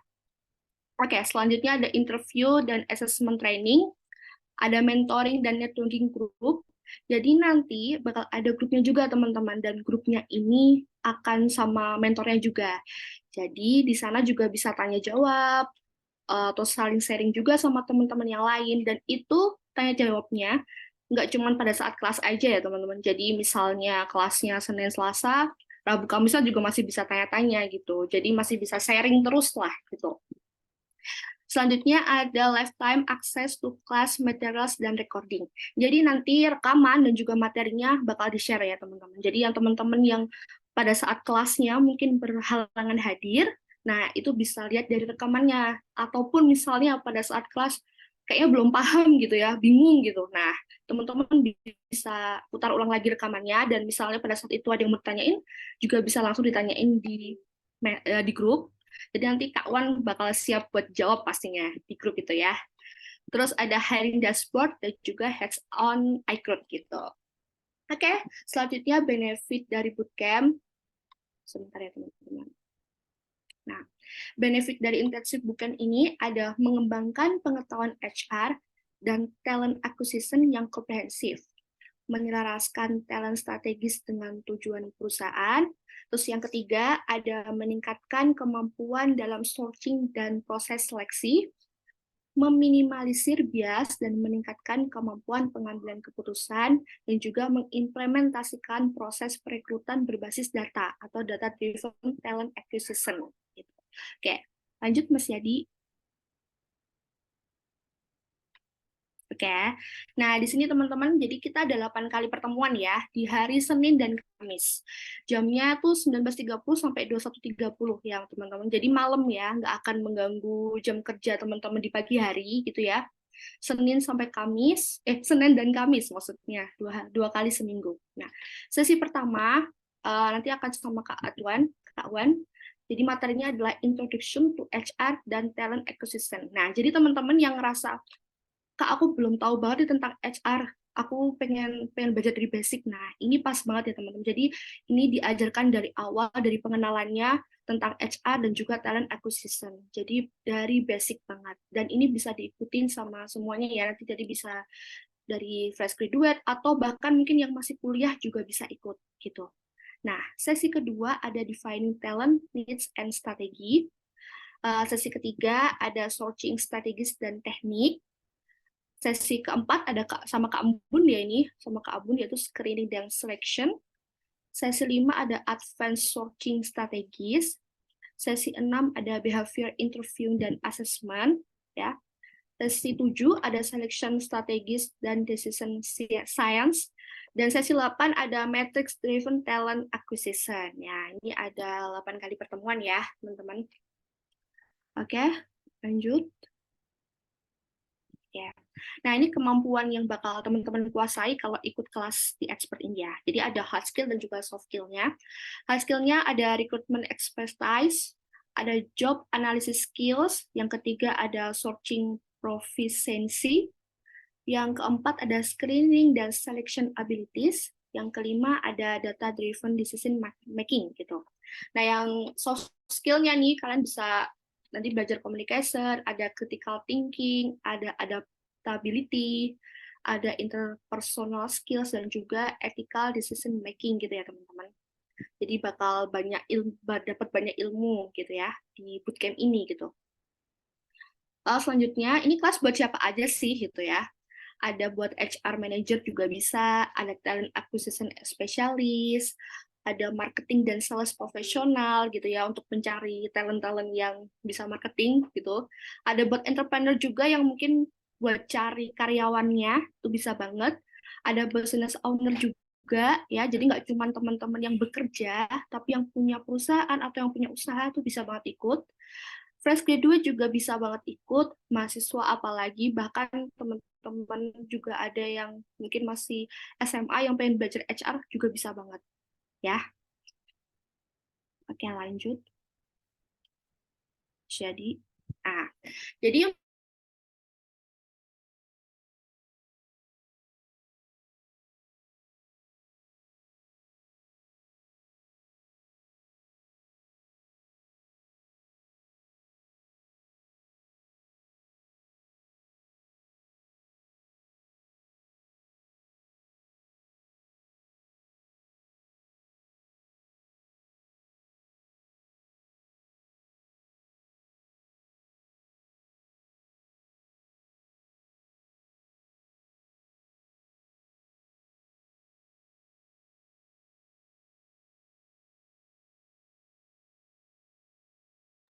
Mungkin ada sedikit kendala dari Kak Fatihah ya, mungkin aku sedikit lanjutkan.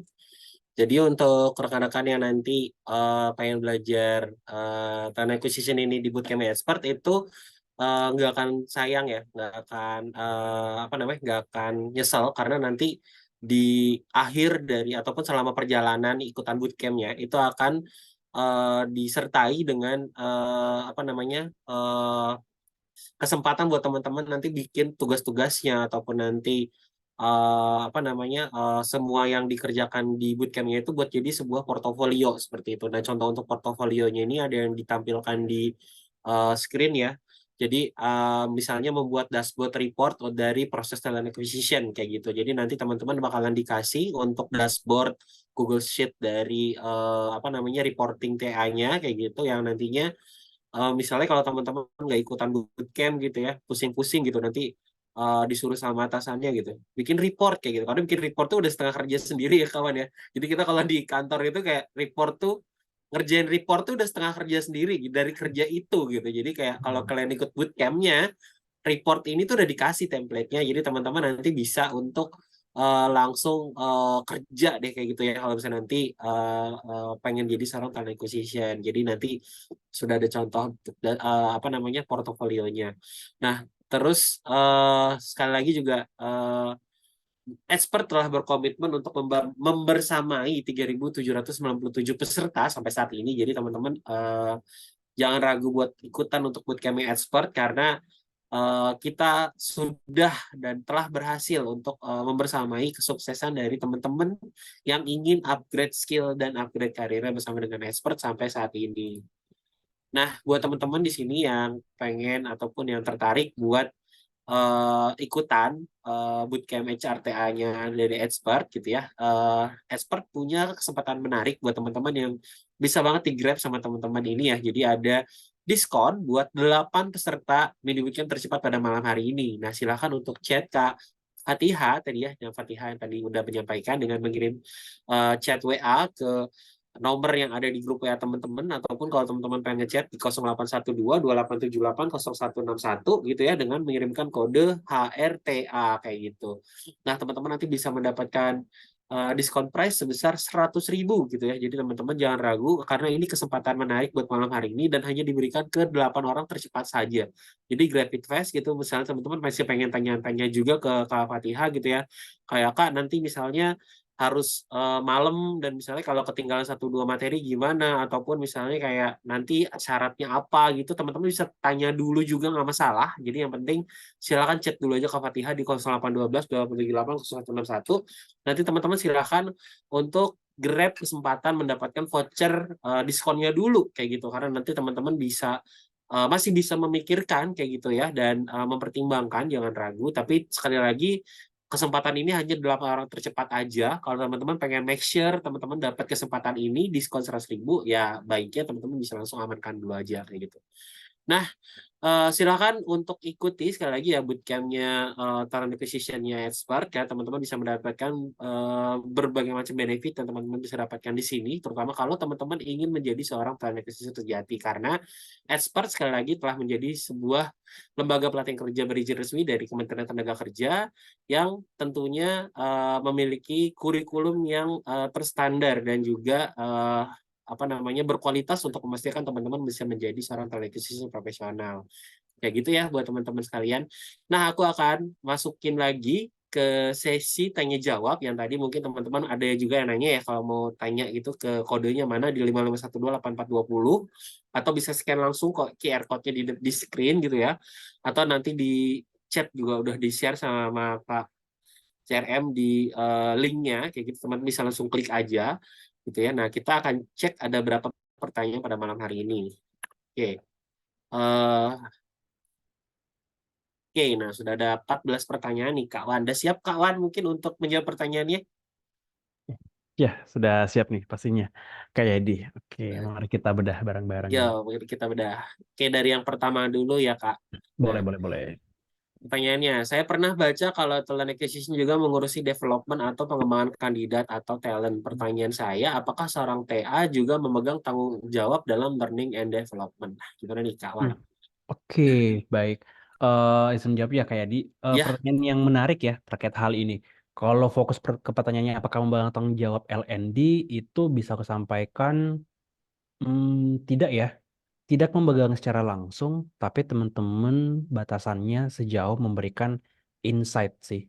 Kayak di seperti itu. Jadi memang gak langsung memegang tapi memberikan insight saja seperti itu. Nah, ini mungkin bisa aku garis bawahi dulu apakah di sebuah perusahaannya ini dari sisi karyawannya apakah masih kecil size-nya, masih seratusan orang apa mungkin 200. Nah, biasanya sih kalau masih range tersebut kemungkinan besar bisa dilimpahkan tanggung jawab ini sebenarnya.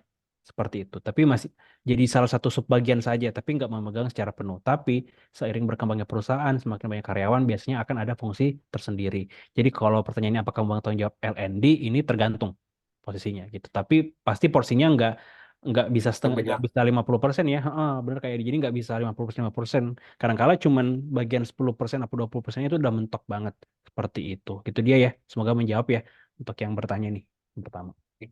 Berarti memang kalau untuk posisi TA mungkin tidak fokus untuk jadi LND tapi supporting ya, karena Ya. bergantung dari bisa apa banyaknya karyawan dan dipengaruhi Benar. juga besar unit HR ini itu sendiri ya kayak. Ya, benar banget kayak Adi. Oke. Oke, kita cek pertanyaan lainnya. Semoga menjawab ya Kak pertanyaannya. Oke. Oke, sebentar. Ini backchat mana ya? Yes, yes, yes. Ini backchat kemana ya? Sebentar. Di escape barangkali kayak di Yes. Oh, sorry, sorry. Oh, Alan, sorry. counter aktif. Gak kelihatan, sorry. Oke, nah ini menarik. Halo kawan, aku saat ini bekerja sebagai Inside Sales and Marketing. Aku tertarik bekerja di HR karena sebelumnya sarjana psikologi. Waduh, bener. Ini aku jadi tergambar diriku sendiri ini. Ada Oke, oke. masukan tidakkah switch karir ke bidang HR? Oke, thank you. Silakan kawan. Oke, baik. Switch career itu masih sangat terbuka untuk teman-teman bahkan yang sudah punya pengalaman kerja yang ada sebelumnya ya, seperti itu. Aku kasih atau beri paparan ya, secara real dan faktanya seperti ini teman-teman. Aku sangat nge-encourage dan memberikan saran ke teman-teman untuk pastikan dulu years of experience teman-teman di posisi contoh misalnya di sales ya, itu udah berapa lama. Misalnya udah 2 tahun, 3 tahun. Ketika kepikiran untuk move ke HR, teman-teman harus mempertimbangkan secara matang konsekuensi yang teman-teman bakal hadapi. Seperti itu. Karena kenapa? Ketika teman-teman switch career yang agak jauh berbeda ya role-nya, seperti itu. Kan kalau sales marketing mungkin kalau mau ke arah digital marketing bisa, atau mungkin ke business development bisa ya, atau nanti mungkin ke CRM, ke performance juga bisa ya. Itu ada jalurnya gitu. Tapi kalau HR kan adalah pilar yang lain ya, seperti itu. Jauh. Nah, jauh. Nah, ini teman-teman udah siap belum dengan konsekuensinya? Konsekuensi paling pertama adalah satu, terkait waktu. Seperti itu. Nah, kalau teman-teman ingin belajar dari nol lagi atau tidak? Walaupun sebenarnya ketika teman-teman udah punya pengalaman di sales dan masuk di HR, mungkin ada knowledge tersendiri ya terkait salesnya, itu would be a good point sebenarnya, seperti itu. Terus yang kedua, dengan teman-teman pindah ke HR, apakah misal nih yang anggaplah teman-teman udah berkarir ya, udah punya income tersendiri nih dalam setiap bulan. Ketika teman-teman move ke ranah HR, pastikan role-nya kemungkinan start dari awal lagi ya, kemungkinan. Tapi yang perlu teman-teman perhitungkan juga nantinya, apakah dengan hal tersebut bisa seimbang nggak nih dengan apa yang teman-teman dapatkan saat ini. Ini kita berbicara income ya, karena kan kalau kita bahas bicara kerja, we talk about survival ya. Mungkin dulu memburu ini ya hewan di hutan ya, cuman sekarang kan beda ya. Sekarang itu kita lebih ke bekerja itu sesuai role atau kapasitas kita masing-masing, seperti itu. Nah, aku coba lihat dulu teman-teman udah berkarir berapa lama di ranah ini, dan ketika memang memutuskan untuk pindah, saranku coba kesempatannya di perusahaannya teman-teman saat ini dulu gitu. Karena lebih enak untuk proses mutasi atau switch career di perusahaan yang sama rather than teman-teman apply di luar. Karena kenapa? Satu, pasti pelamar nggak cuma teman-teman kan? Ini fact-nya, fakta yang ada di lapangan. Yang melamar juga banyak dan bervariatif. Kalau misalnya teman-teman apply posisi di HR, pastinya dan kecenderungan, misal cari yang udah experience ya, kayak dia, pasti mencari orang-orang yang sudah punya pengalaman yang sebelumnya ya. Ini fun fact. Sama ketika nih teman-teman cari posisi HR juga nih, teman-teman sebagai talent acquisition, cari posisi talent acquisition. Mungkin posisi junior staff, bandingkan nih ketika teman-teman pengalamannya mungkin di ranah, contohlah dia di ranah marketing gitu. Terus ada kandidat juga yang di ranah talent acquisition tapi intern. Nah, yang lebih dekat dan bisa diterima adalah yang background yang cukup serupa. Seperti itu. Nah, ini pasti jadi salah satu hal mendasar yang nanti teman-teman ketika screening itu dilakukan. Nah, kalau pengen switch, saranku coba cari opportunity di internal perusahaan teman-teman. Ini jauh lebih cepat untuk teman-teman nanti switch career gitu. Ya, karena ini praktik yang cukup common ya, kayak dia. Karena memang di beberapa atau di pengalaman sebelumnya ada yang seperti ini nih, kayak dia gitu. Dan cukup open sih sebenarnya, seperti itu. Nah, semoga menjawab ya. Aku balikin lagi ke Kak Yadi. Iya, makasih Kak. Jadi memang terutama kalau misalnya nanti balik lagi ke atau switch karir itu kan misalnya tadi udah supervisor atau apa ya otomatis dari nol lagi ya. Itu yang efek juga ke income segala macam ya. Itu yang harus jadi pertimbangan. Kasih ya Kak. Oke, selanjutnya ada pertanyaan, apakah talent acquisition mempertimbangkan dampak keputusan bagi kandidat yang bermasalah kesehatan mental atau mengalami keterbatasan yang tidak dapat diidentifikasi? Wah, ini teknis banget nih. Oke. Gimana nih Kak? Menarik Kak Yadi. Aku punya pengalaman dari hal yang serupa nih Kak Yadi. Pada saat itu kerja di salah satu headhunter ya, seperti yang ada di introku di awal.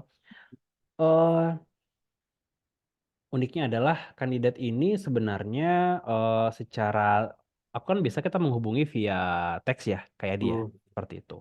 Memang di CV-nya dia tidak mencantumkan kalau yang bersangkutan misal disabilitas ya, kayak dia, Oh seperti itu. gitu ya. Nah, kemampuan bahasa Inggris typingnya oke, karena memang pada saat itu kebetulan kliennya dari Singapura ya, kayak di, dan memang harus sufficient in English gitu. Jadi pasti Iya. oke lah, pasti kan aku cobanya by text dulu ya, responnya kayak Iya. gimana kan. coba ngobrol quick dulu dan oke. Nah, sementara ketika telepon, oh ternyata yang bersangkutan typing nih di Google Meet bahkan pada saat sesinya. Gitu. Oh. Aku juga pasti akan memahami mungkin yang bersangkutan agak sungkan kali ya nyampein di awal ya karena pasti dan aku memang di Indo sendiri masih sangat minim ya kayak dia untuk beberapa company yang open untuk hal tersebut. Masih beberapa Oh. sih sebenarnya. Nah, ketika di sisi tersebut dia kayak dia yang aku lakukan, aku tetap interview seperti biasa sebenarnya. Gitu. Jadi kalau memang nggak bisa secara suara, aku by text itu it's totally fine sebenarnya.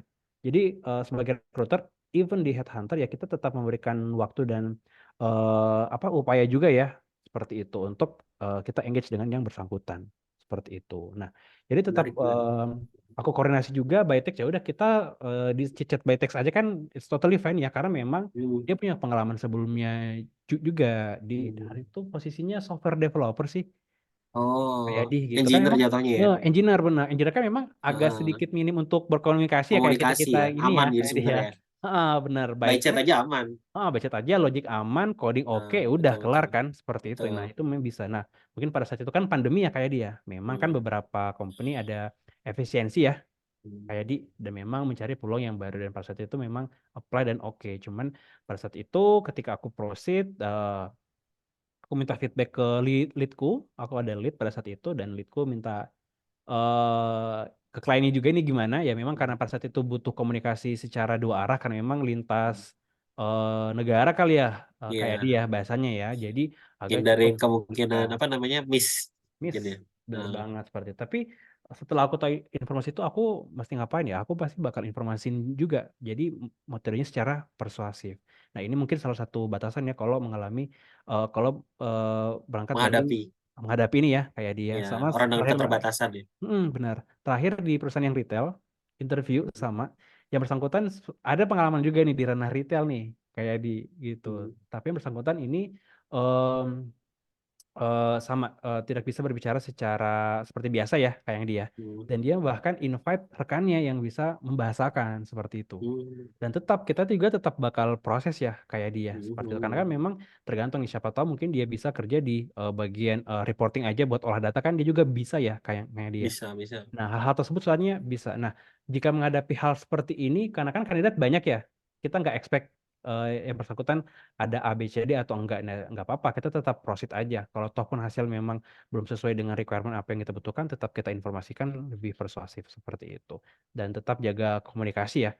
Karena aku sempat lihat juga di LinkedIn nih, kayak eh, aku lupa namanya siapa, ntar teman bisa cari juga dia seorang graphic designer gitu. Hmm. Graphic designer cukup oke juga nih di LinkedIn-nya, Hmm. jadi sudah bekerja juga, jadi memang nggak menutup kemungkinan ya teman-teman seperti itu. Nah kurang lebih seperti ini ya. Jadi kalau Hmm. misalnya mengambil keputusan ya kita tetap mengambil keputusan berdasarkan apa? Berdasarkan pertimbangan dari manajemen juga seperti itu. Karena kan case by case ya kayak dia hal ini. Hmm. Gitu dia. Oke, menarik banget nih Kak topiknya. Karena memang kalau di Indo nih, ya ragam ragam keterbatasan itu tidak disampaikan di CV sih. Bener Kita banget. tidak umum untuk menulis itu di CV. Hmm. Jadi mungkin buat teman-teman nanti yang jadi HR atau TA juga apa namanya perlu untuk melatih kepekaan mental, Hmm. apa kepekaan ini ya, kepekaan individual ya, Ya, ketika nanti betul. menghadapi apa namanya kandidat yang orang dengan keterbatasan kayak gitu ya. Hmm. Nah, ini menarik sih. Oke, buat teman-teman yang mungkin pengen eksplorasi ya. Jadi intinya nanti kan Kak Wan ini akan langsung jadi mentornya teman-teman di bootcampnya HRTA ya. Jadi teman-teman akan langsung dibimbing oleh Kak Wan selama 8 pertemuan, 8 sampai 7 sampai 8 ya. Tergantung tadi pembagian sama Kak Bun nanti ke depan. Hmm. Jadi mungkin nanti topik-topik yang sangat teknis seperti itu ya, misalnya kayak Ya. tadi hiring untuk keterbatasan disabilitas ataupun ada masalah kesehatan mental gitu ya. Hmm. Karena nih soal kesehatan mental juga penting nih Kak, karena Ya, kalau benar kita banget. ngomongin Gen Z kan banyak ya Ya. soal isu, misalnya kayak tahu-tahu nanti pas lagi rekrutmen ada yang bilang di kantornya ada psikolognya nggak Kak, ada layanan konselingnya nggak gitu, Nah, ya jawabnya benar. gimana gitu kan. Ada Nah, benar-benar ada ya benar. pasti ada yang kayak gitu-gitu aja sekarang ya. Nah, bisa kalau aku lagi gak well gitu, kayak moodku lagi gak bagus, bisa untuk cuti gak? Bisa untuk apa namanya? Day off gak gitu? Oh my God, day off gak mood gitu ya Agak amat gimana gitu ya? nah, iya benar-benar. Jadi Itu tuh handle apa? menarik. difficult conversation ya kayak dia ini cara Iya, gimana? itu kekinian. I mean like Hmm, kita harus tahu tren terbaru dalam dunia HR yang tentunya harus seorang HR dan terutama TA-nya langsung yang menyampaikan. Dan teman-teman kalau ikutan bootcamp expert HR TA, ini akan dibimbing oleh Kak Wan yang benar-benar punya praktisi langsung on on field gitu ya. Jadi dalam bidang lapangannya langsung dalam melakukan proses TA yang nanti tentunya teman-teman ketika pengen switching karir maupun upgrade skill di HRTA itu bisa langsung belajar dari ahlinya. Nah, mungkin itu aja dulu ya berkaitan dengan sesi tanya jawab yang bisa aku share ke teman-teman karena tidak bisa untuk menjawab semuanya. Waktu kita terbatas. Mohon maaf ya teman-teman semua udah jam 21.18 gitu. Tapi jangan ragu teman-teman untuk teman-teman yang masih ada pertanyaan yang masih belum terjawab gitu teman-teman bisa untuk ngulik itu lebih jauh dengan mengikuti bootcamp HRTA karena sekali lagi teman-teman bisa mendapatkan diskon sebesar 100.000 dari expert dengan chat HR Street TA ke 0812 878 0161 ke Kak Fatihah gitu ya. Teman-teman bisa langsung belajar nanti sama Kak Wan dan Kak Embun gimana sih nanti prakteknya secara langsung jadi seorang human resource talent acquisition yang baik kayak gitu. Nah, mungkin itu yang bisa kita wrap up pada malam hari ini tentang hmm, human resource talent acquisition. Boleh untuk saya meminta closing statement-nya nih kawan dari kawan tentang malam hari ini supaya teman-teman lebih hmm, bisa termotivasi lagi nih untuk ikutan hmm. bootcamp-nya nanti. Oke, baik terima kasih ya kayak dia. Aku mau berterima kasih juga dengan teman-teman expert, terkhusus juga buat teman-teman yang sudah hadir ya di sesi pada malam hari ini seperti itu. Seperti yang aku sampaikan di awal, saat ini proses atau metode belajar itu sangat berbeda dan bervariatif ya. Beda dengan kita teman-teman kuliah ya. Dan memang dari sisi expertise, terus dari sisi pengalaman langsung, bijaknya sih memang bertanya langsung dengan orang-orang yang berpengalaman atau mungkin di lapangannya ya atau di ranahnya seperti itu. Kenapa? Karena teman-teman akan mempelajari case by case seperti itu. Teman-teman bisa mempelajari talent acquisition itu secara fundamental dimanapun bisa, tapi secara case by case penanganannya ini pasti beda treatmentnya. Dan how to-nya ini pasti bakal berbeda. Nah, menurutku dengan teman-teman mengikuti expert, pastinya ini jadi salah satu wadah, sekaligus satu nambah portfolio, teman-teman juga bisa tahu secara deep ya, prosesnya seperti apa. Jadi, ibaratnya teman-teman udah selangkah duluan ya, daripada teman-teman yang lain seperti itu. Nah, ini harapanku juga pembelajaran ini akan terus-menerus ya kayak dia gitu. Jadi nggak cuma teman-teman ketika pengen pengen aja, tapi ketika teman-teman sudah menjadi pun tetap harus belajar juga nih. Bener kata Terus kayak tadi, mengikuti tren yang ada saat ini. Seperti itu ya, hmm, kayak di buat closing statement-nya nih. ya, makasih Kak Wan. Jadi memang eh, jadilah seseorang yang terus pembelajar gitu ya kawan ya. Benar. Karena dunia itu terus berputar, dunia itu terus update dan jangan sampai kita jadi kudet kayak gitu. Dan Hmm. jadilah seorang expert, expert bersama expert. Oke, terima kasih kawan atas closing statement-nya. Saya ingin ngajak teman-teman semua yang sudah hadir pada malam hari ini untuk menyalakan kamera. Mungkin yang punya virtual background boleh dipakai juga virtual background-nya. Dibantu mungkin panitia untuk kita apa namanya sesi foto ya. Jadi saya akan menghitung 1, 2, 3. Silakan dari teman-teman panitia. Mohon maaf, Mas Yadi, ini masih share screen. Tangan angka Berapa? deh, nanti bahaya lagi pemilu soalnya. Juga pakai angka ya. Diulang, diulang. 1, 2, 3. Oke, next. 1, 2, 3. Oke, 1, 2, 3. Oke, nah terima kasih buat teman-teman semua peserta mini bootcamp expert pada malam hari ini yang sudah bersama kita dari tadi ya jam 1 8 malam sampai jam 21.21 ini. Ini jujur apa namanya mungkin rada lama tapi materinya semoga daging banget ya terutama buat teman-teman yang memang benar-benar serius pengen jadi seorang talent acquisition dan jujur aku berharap banget yang ada di sini semua nantinya ketika kita berkoneksi bersama ya silakan ya gitu ya. Terus sama link ini saya juga ya Septiadi Wirawan gitu. Semoga kita semua bisa berjaring bersama menjadi seorang profesional di bidang HR bersama-sama ke depannya gitu ya. Oke, saya berterima kasih buat teman-teman semua. Sampai jumpa di kesempatan yang lebih baik lagi dari hari ini. Semoga itu semua jadi seorang sukses ke depannya. Selamat malam, sampai jumpa. Semoga teman-teman bisa ikutan bootcamp expert bersama ya. Selamat malam, sampai jumpa semuanya. Oke, selamat malam semua. Terima kasih. Ya, kasih kawan ya. Ya, thank you juga kayak di Kasih kawan. Kasih semuanya.